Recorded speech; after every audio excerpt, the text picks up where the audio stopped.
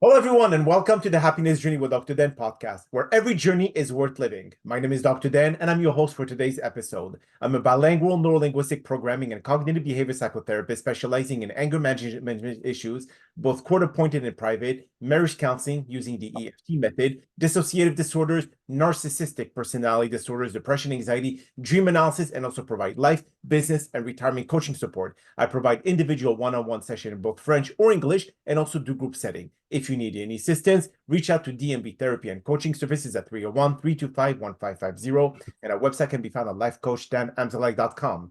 Today, I'm very excited to have for our sixth episode of season 21, a holistic health and nutrition expert living a life free from body chemicals, Dr. Nikki Sissel. And just like every of my past episode, I will leave it up to the guests to properly introduce themselves, as no one can do a better job. Doc, the floor is yours. Thank you so much, Dr. Dan. I really appreciate being here. It's really a treat, and I really appreciate what you're doing. It's important information that you're getting out to the public about health and well-being, and what we consume is one of the foundational elements to health, right? So what we're putting in our mouths and what we're eating and drinking makes the biggest impact on our well-being. So thank you. Thank you very much for being here today. And people need people like you, Doc, to be able to at least guide them in knowing exactly what's healthy and what's not healthy, actually. But the thing is, the big problem with our society nowadays, it's when we talk about instant gratification. When someone goes to the gym, and I'm sure that you are also working out on the regular basis, people want to see result immediately. So the same thing goes with food. Yeah, they could eat healthy for 2, 3 weeks, 4 weeks. They'll feel better, but they don't really look better. So what would you tell people that are really lacking patience when it comes to eating? That it is a lifestyle. It's not something that goes with instant gratification. Right. Yeah. If you're seeking instant gratification, actually, there is a way to do it, and it's a juice cleanse. If you go through a 10-day juice cleanse, you'll clean out your body. You'll probably lose around 15 pounds. I've lost up to 18 pounds. You gain a couple pounds back once you start eating, but you will shed a lot of excess weight, and then you'll become a lot more sensitive to every bite that you take. And you realize right away your body's going to give you a signal that, like, nope, that is toxic, and I should not be eating this. But it's just like smoking cigarettes, right? The first cigarette you have, you are on the floor. Like, it is destructive, and you can't even stand up anymore, right? It's super toxic. Your body feels it and will let you know. But once you get used to smoking, you can have 20 cigarettes a day and not even feel them. You only feel the first one you smoke. I went through a phase, not very short, in college, I dabbled with cigarettes.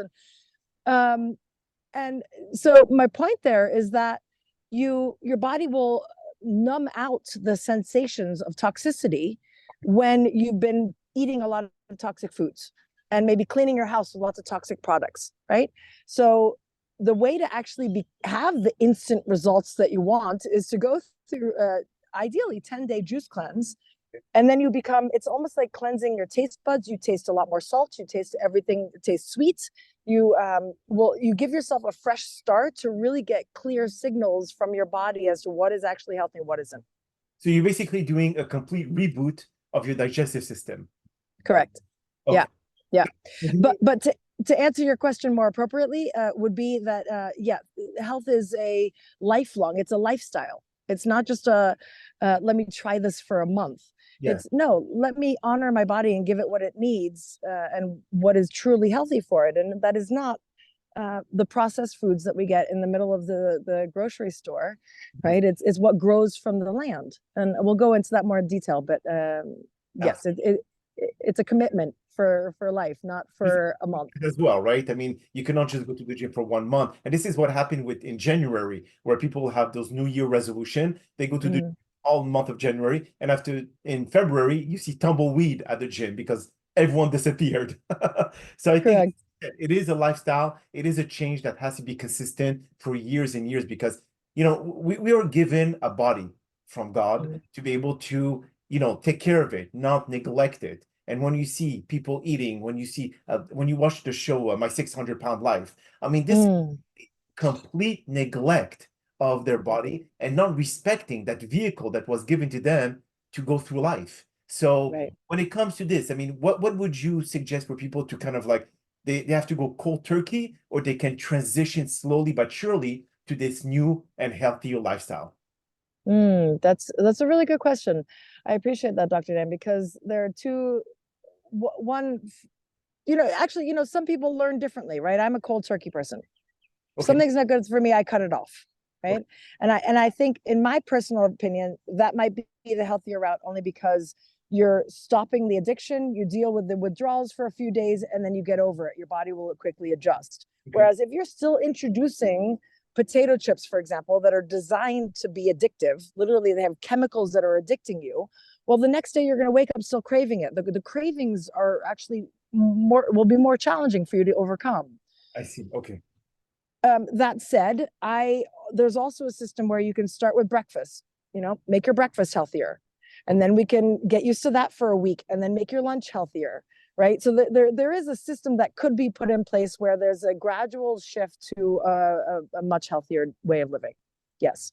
So what do you think about all those fad diets that are happening in the market nowadays, to be able to kind of have people follow a specific type of regime that really is somewhat going cold turkey? If you look at keto, the keto diet, I mean, this is completely eliminating every carbs. It's just focusing more on allowing your body to be able to take whatever remaining fat inside your body. We use it as energy to be able to get yourself functioning. But if you go into the ketosis phase, you have to basically starve yourself for 72 hours before ketos are being produced. So this is pretty drastic measures.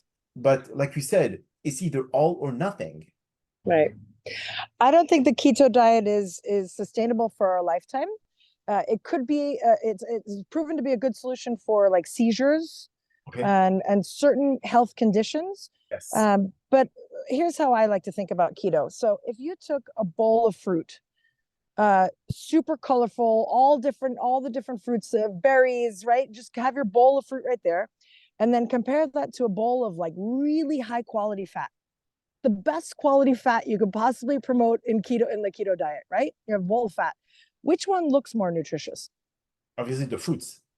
Right. So we don't just eat for energy. So fat is one fuel, great, wonderful. But what's actually in the fruit is all of these tens of thousands of phytonutrients, phytochemicals that our body needs to support in detoxing, for brain health, to keep you looking young and beautiful and vibrant. We get way more. We eat for much more than just protein, fat, and carbs. Mm-hmm. And so that's what I think is missing in the keto diet. And the what I would believe is the thought behind it is you're relying on the animal to graze for you. The animal is eating the fruits and vegetables or whatever they're eating, right? And they're creating the nutrients. But you've got to, it's already like used nutrients in a way. Yes. Right? I'd rather go to the source and get all the nutrients right from the source. That's so true. But what about the long-term effect, as you said, for keto? It's not sustainable. But at the same time, if you're eating a lot of animal products, don't you think that other negative effect will occur in your body, such as high cholesterol and high triglyceride? So you're fixing one thing, but you're damaging others. So how do you juggle with that? Right. So keto requires intermittent fasting, right? So you actually burn through, you give your body 10-hour window or 14, or I don't know exactly what's best options for keto because I don't promote that diet, but there's got to be a long window where you're not eating so that you can burn through the excess fat, or else that fat will start lining up your arteries, yes. Heart, right? Protecting your heart. It literally, if there's fat on the outside, there's fat on the inside. This is my theory, right? I haven't cut anyone open, but that's my theory. If there's fat on the outside, there's very likely a lot of fat on the inside. And so if your heart is covered in fat, your liver, you got a fatty liver, you got fatty organs, they're not going to work as well. They're not going to function as well. You want to be able to clean that out. And so the one way to do it is not to consume so much fat, right? And so, and then of course, the intermittent fasting, there's benefits to that. And I highly advocate, but I think you're missing out big time on the nutrients that you need from fruits and carbs, yams, sweet potatoes. These are orange. They have beta carotene. Yes. So, for example, nature gives us exactly what we need when we need it. So when we're moving into winter, what comes first? Autumn. Mhm. That's when everything, all the veggies kind of turn orange. You get pumpkins, you get a lot of orange, right, out in nature. Well, orange is beta carotene. Beta carotene stimulates your immune system, so you're preparing for winter. Mhm. I So see. if you right, so but if you cut all those things out, you're all of a sudden not allowed yams or sweet potatoes or carrots or things, then there's a problem. You're not getting the nutrients that your body needs to prepare, and then well, people are sick, and now they're getting the flu shot, which is full of toxicity and mercury. And You're I so right. mean, they're bombarding themselves. So yeah, it starts because we're not honoring nature and our own natural systems.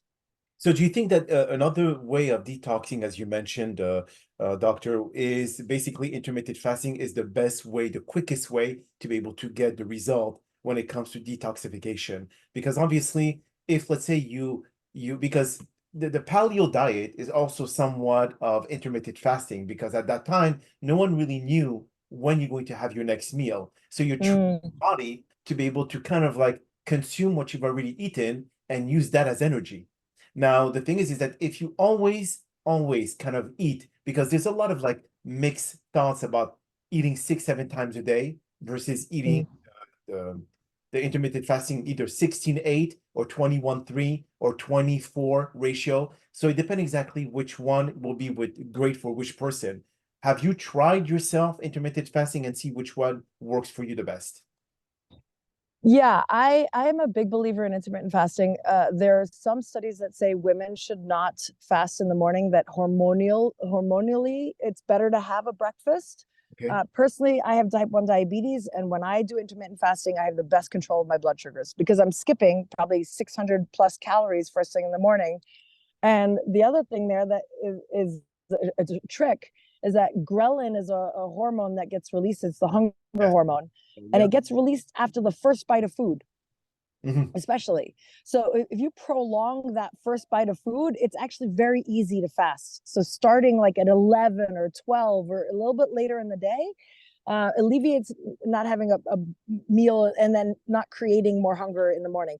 But back to your point, uh, yeah, there are a few different ways to intermittent fast that I think are very potent. Fasting allows for your body. First of all, I should clarify fasting. And there's a specific way I fast. I juice cleanse. I don't just do water for extended periods of time. And there's a reason there. Water fasts for 24 hours have proven to be a fabulous way to extend your biomarkers. So like the telomeres on your right will actually grow longer with 24 hours off once a week. So basically you have dinner Sunday night and then nothing till dinner Monday night. So you're actually eating every day, but you're taking 24 hours with just water. It gives your body a chance to clean everything out, to detoxify, to like have this break. All the energy that would go to digesting goes to healing your cells instead. It's Okay. fasting in general is a fantastic way to go. What I advocate is juice cleansing because you're blasting your body with nutrition. Imagine if I'm making a juice, I am juicing 2 to 3 pounds of vegetables. It's a big tray of vegetables. Okay. I can't I can't eat that much vegetables 3, 4 times a day, That's so true. right? It's too much fiber. I can't chew through it all. But so if I'm taking all that fiber out and I'm just drinking the nutrition, so that goes into my body, all I have to do is absorb nutrients. There's no digesting. I am actually blasting my body with nutrition way more than if I ever ate. And so I'm not starving the body. I'm actually giving it the all the fuel what it needs. And there's sugars, of course, in juices, but I'm giving my cells what it needs, the fuel and the nutrients, the phytochemicals, all those get transferred so that my brain can operate, so my body can heal the cells, so I can repair all the damage, right? I'm giving my body the nutrition that it needs. And I'm still fasting. I'm Yeah. technically still fasting because there's no digestion process. I'm not digesting fiber. So that allows the body to go into this real deep cleansing state. And it's incredibly powerful, especially these days. The average woman lathers herself with 180 chemicals a day, just in beauty products, lotions, makeup, hairspray. I mean, we're covering ourselves in toxicity just to look pretty, let alone what we're cleaning the house with, cleaning our clothes with, washing our dishes with.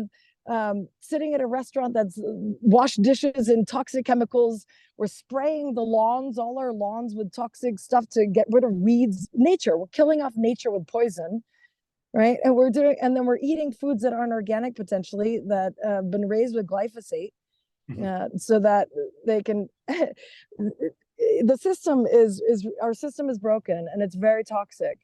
And so we are bombarding ourselves with toxicity from many different ways. And even when you sit on your couch, there's a plume of anti-fire retardants that come out that you're breathing.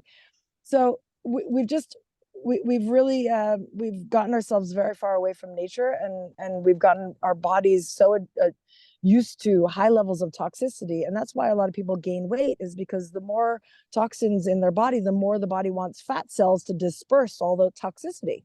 That's so true. So if you're having trouble losing weight, it might be a toxicity problem, not just what you're eating.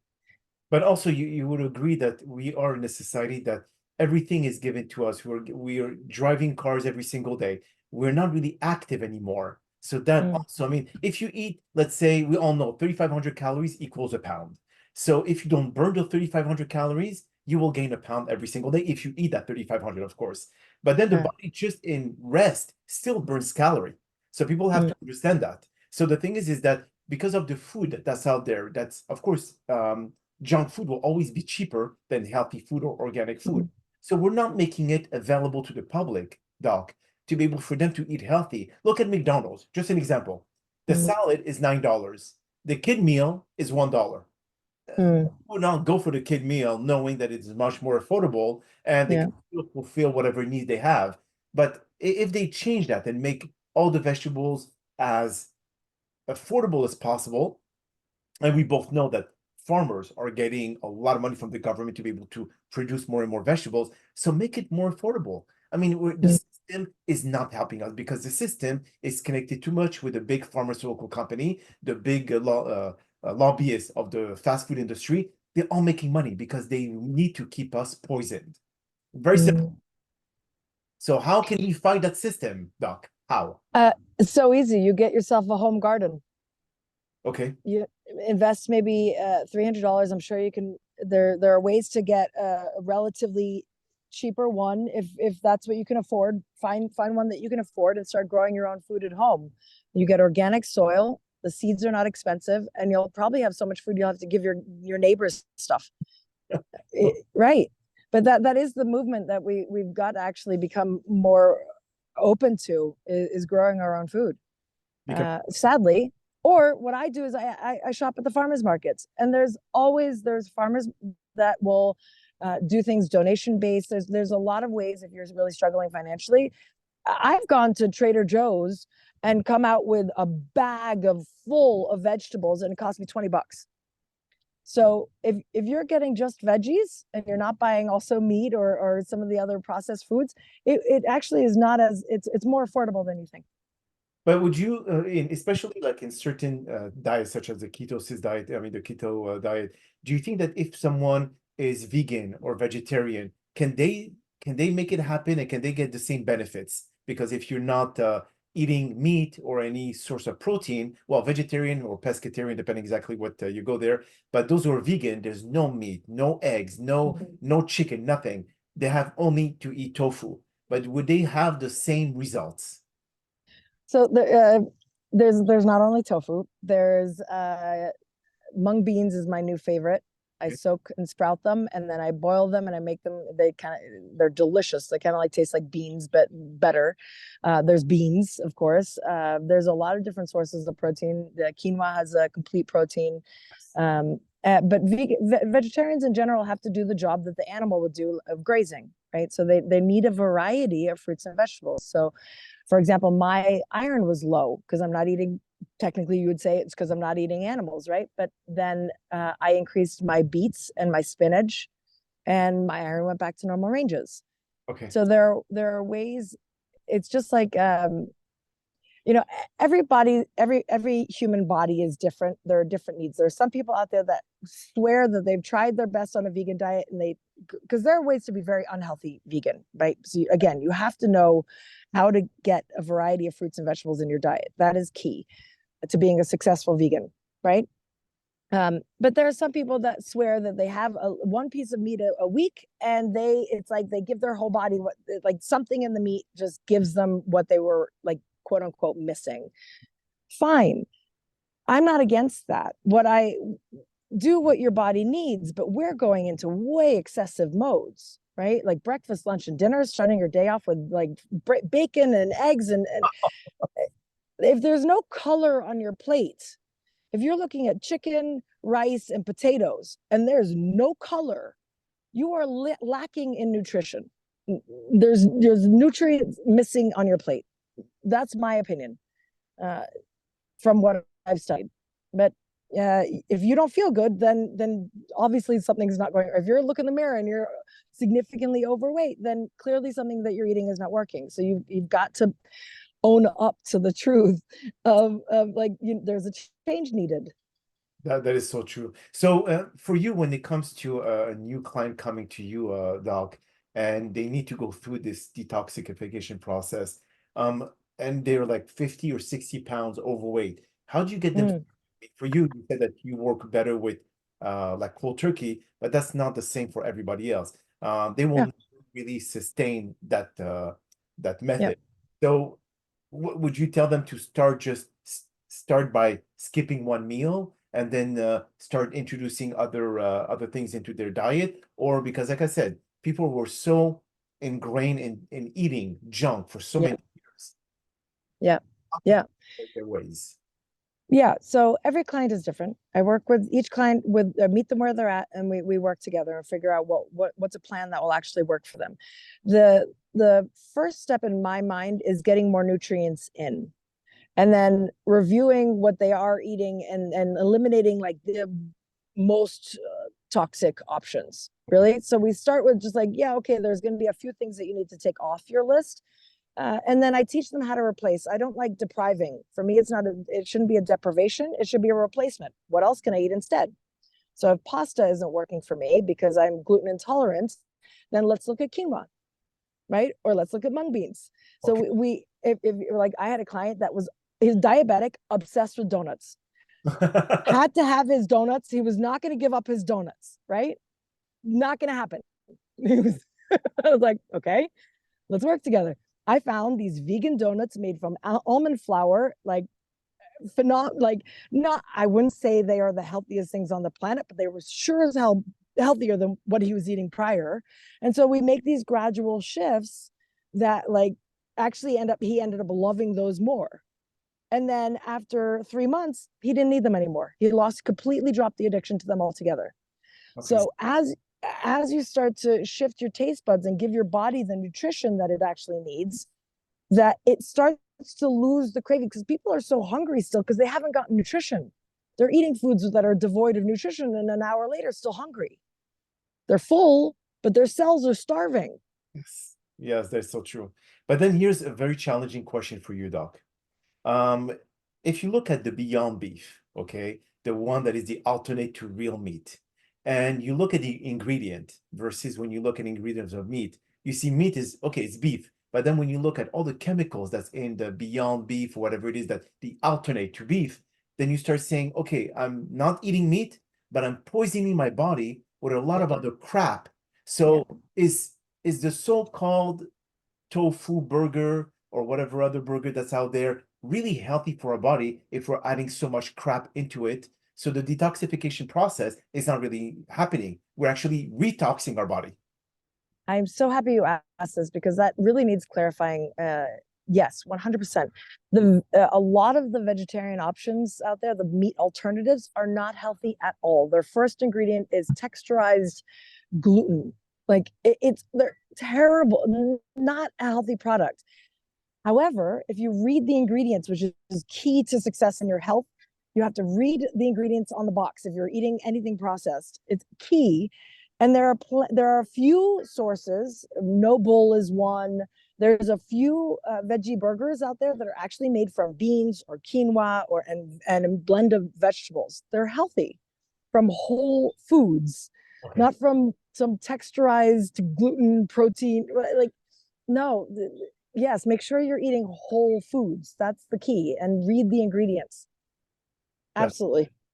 Now, in your, I mean, the process that you offer or the strategy that you offer to people that comes to you, beside like just guiding them, how long does it take for them to be able to see results? Because obviously people are so inclined to say, Mm. I'm paying a professional. I know that she's here to be able to help me, but then you're not there to babysit them either. Mm. You're not there Yeah, 24 hours to see exactly what's in their pantry and what they're eating, unless if you're Dr. Now from my 600-pound life, and then you go into their pantry and try to eliminate all that stuff. So what do you do to be able to kind of at least figure out what is their weakness, what they should do to be able to kind of like overcome this hunger, if it's really hunger, because sometimes they eat by boredom. So yeah, maybe boredom as well can be a culprit to them eating something that is not healthy for them. So yeah, is the way that you get them to say, well, if you feel that urge, this is what you need to do. yeah. Yeah, so very important point you're making. Thank you. The mindset is the biggest part of my work. Nutrition is like literally the first class, and then some guidance as we go. But the mindset about shifting and tuning into your body and actually listening to your body is key. So especially with a juice cleanse, that becomes really easy. Then you can hear your body speaking to you. So that is my favorite way to start with clients, and that's the way you get the results the fastest. So within 10 days, my clients are thanking me a million times. Yeah, so it's a journey, but it's doable, and it's the most empowering thing you can possibly do for yourself, and the healthiest. But one of the tricks that I have my clients do is tune in when they feel hunger. Literally put their hand on their stomach and say, is this physical hunger or mental hunger? Okay. And if there's no physical sensation in your belly of like, I'm Yeah. hungry, it's like screeching, then it's mental hunger. And then there's an opportunity to check in and be like, okay, what do I need right now? And maybe I'm feeling sadness. Maybe I just got yelled at by my boss. Maybe my mother just made me feel like I'm not good enough somehow by accident, right? Like whatever it is, whatever your triggers are, that's the work, is then the trigger work, because coping mechanisms, turning to food to feel better again, is it's what we were ingrained in as a kid, right? You get a cookie if you're a good boy or girl, That's true. right? The reward is food in childhood, and so we want to get back to like happy place. It's very natural to want the food, and then it gives you the dopamine hit. That's true. That's so true. So the first thing that people need to get is a juicer when they start with you. Is that correct? And that's, if they're serious about change, yes. Okay. Yeah. And they, if let's say they, so the other things as well that they have to go is just basically go through the pantry and trash everything that is processed.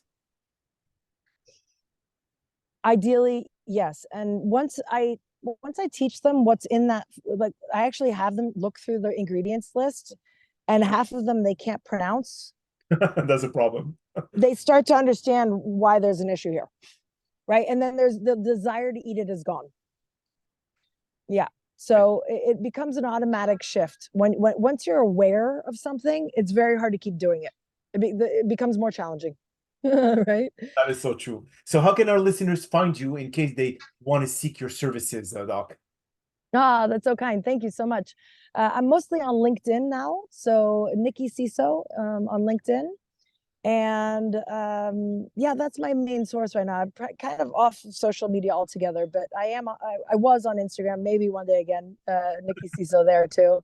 But yeah, I'm enjoying being very local instead of global. That's So Absolutely. Well, Doc, that is all the time that we have for today's podcast. I really appreciate you taking the time out of your busy schedule to join us. And thank you again for participating and inspiring our many listeners with your incredible knowledge. Now, we hope that you've all enjoyed today's episode. And I'm also very excited about the many upcoming guests that we have scheduled for season 21 of the Happiness Journey podcast, filled with inspirational knowledge, just like the one that you listened today. Now, here are some concluding words of wisdom. Embrace the purity of a life free from harmful body chemicals. Choose natural alternatives to cleanse and nourish your body, mind, and spirit. Opt for organic food, chemical-free skincare, and eco-friendly products to honor your health and well-being. Let go of toxins and pollutants that weighs you down and thrive in the radiance of a holistic living. Prioritize self-care practices that support your body's innate detoxification processes. Honor the sanctuary of your body by treating it with the respect and care it deserves. Live authentically in harmony with nature's gift and experience the true vitality of a chemical-free existence. Free yourself from toxin and reveal in the body of a life lived in alignment with your true essence. My name is Dr. Drdanamzallag, and you may all keep pursuing your amazing journey in life.